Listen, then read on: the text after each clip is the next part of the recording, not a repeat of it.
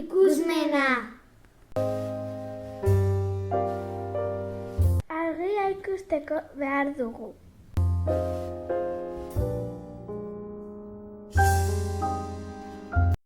Argia asko dagoenean begi niniak txikitu egiten dira eta argi gutxi dagoenean begi niniak handitu egiten dira.